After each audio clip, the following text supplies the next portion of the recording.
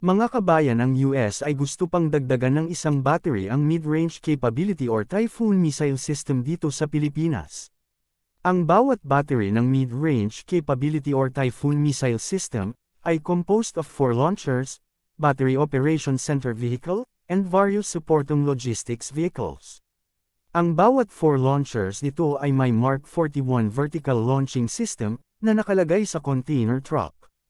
At ang bawat truck ay may kakayahan na magdala ng 4 missiles, na may total na 16 na missiles bawat battery. Pero bago natin ipagpatuloy, please like nyo muna ang video at mag-subscribe. Maraming salamat po. Ang US ay magpadala pa ng karagdagan na Typhoon or Mid-Range Capability Missile System sa Pilipinas, upang mapalakas pa ang kakayahan ng Pilipinas na pigilan ang anumang uri ng threat, lalo na sa West Philippine Sea, at ng Taiwan. Ang dalawang battery ng Typhoon missile system ay napakalaking tulong, dahil kaya nito makalaunch ng 32 missiles na kayang umabot ng West Philippine Sea, at ng mainland China. Ang missile system na ito ay ginagamitan ng Standard Missile 6 or SM-6, at Tomahawk missile. Ang Standard Missile 6 ay kilala bilang 3-in-1 missile, dahil pwede itong gamitin bilang anti-air, anti-surface or anti-ship, and ballistic missile defense missions. Pwede ito gamitin para pasabugan ng mga fixed rotary wing aircraft, unmanned aerial vehicle, anti-ship cruise missiles, at terminal ballistic missiles.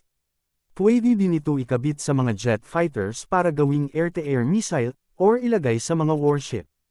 Ito ay may range na 240 kilometers, dahil sa all-around at mas advanced ang missile na ito ngayon ang ginagawa ng US ng maramihan para sa kanilang Navy. Ang missile na ito ay may 3 version, ang Block 1, Block 1A, at Block 1B. Ang Block 1B ay upgrade version ng Block 1A, kung saan ang mithiin sa pag-upgrade nito ay para madagdagan pa ang kanyang range. Kung pangdepensa ang pag-usapan, sapat na ang missile na ito. Ang Tomahawk missile naman ay isang American long-range all-weather, jet-powered, subsonic cruise missile. Ito ay pwede gamitin bilang land attack at anti-ship missile. Marami ng experience sa mga labanan ng missile na ito, at may marami na ring upgrade. Ang pinaka-latest ngayon na Tomahawk missile, ay tinatawag na Tomahawk Block VA, na nakadesign para sa mga maritime strike. Ito ay ginagamit bilang anti-ship, or pang-target ng moving object sa dagat. Ito ay may range na 500 hanggang 700 kilometers. Kaya talo ang BrahMos dito pagdating sa range. Dahil sa range at sa mataas na accuracy ng missile na ito, mahihirapan ng makalapit ang mga barko ng kalaban sa kalupaan ng Pilipinas. At ang isa pang latest upgrade ng Tomahawk missile ay ang Block VB na may range na 2,500 kilometers.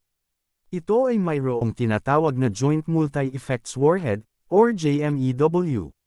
Dahil sa kanyang Joint Multi-Effects Warhead, mas lalong lumalaki ang kanyang mga damage sa mga land targets.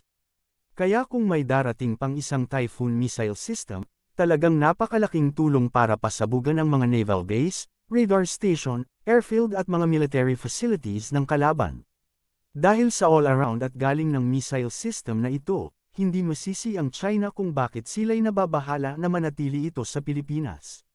Kung e-compare mo sa missile nila, mas nakakalamang ang mga missile na ito, dahil tested na sa maraming labanan, gawa pa ng US. Ang unang mid-range capability or Typhoon missile system ay dinala sa Pilipinas noong nagkaroon ng joint military exercises sa pagitan ng Pilipinas at ng US noong 2024. Ang missile system na ito ay nakastation ngayon sa northern part ng Pilipinas. Ang pagpapadala ng karagdagang Typhoon missile system ay talagang gusto ng Armed Forces ng Pilipinas, dahil maraming mga sundalo ng Pilipinas ang pwedeng matuto kung paano gamitin ang missile system na ito. Yun lang mga kabayan, maraming salamat sa time ninyo.